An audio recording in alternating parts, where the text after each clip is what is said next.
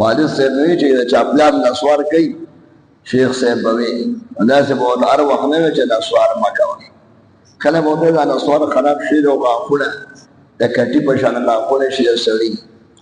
او تک تور او غټ غټ د ورې د بره لاړې شي دا غاښونه پکې ښه نه ښکاري او د خولې نه بدبوی ځي او تلاوت او ذکر هم پکې او د نشې سره دا زړه هم کمزوري کېږي نو سبا به زړه ډز به نه شي او ته به ټوپ والي دونه به یېرېږي چې هات به څه وکړي نو شیخ صاحب وایي نسواري سړي د هغه زړه هم کمزوري نشې سره او د نشې والا دماغ هم کمزوري چې روژه کې ورسره د 12 بجو نه پس څوک خبرې نه شي کولی چې څوک ورسره خبرې کوي یاره روژه مې ده ډوډۍ چې ورپسې مړ نه دی نسوار ورپسې مړی ده سره څوک خبرې نه شي کولی په پوزه مچ نه پرېږدي بس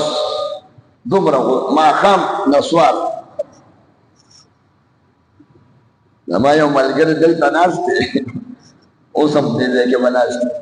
هغه ته دلته چې د خفه کېږي نه خو هغه سوال جواب وکړو چې زمونږ سره یو کس دی نسوار اچوي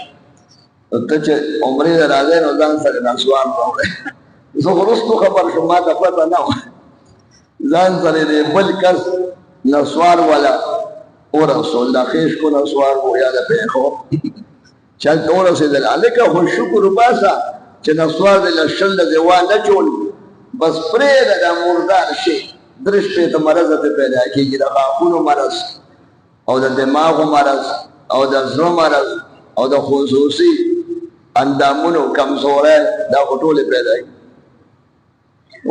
خیر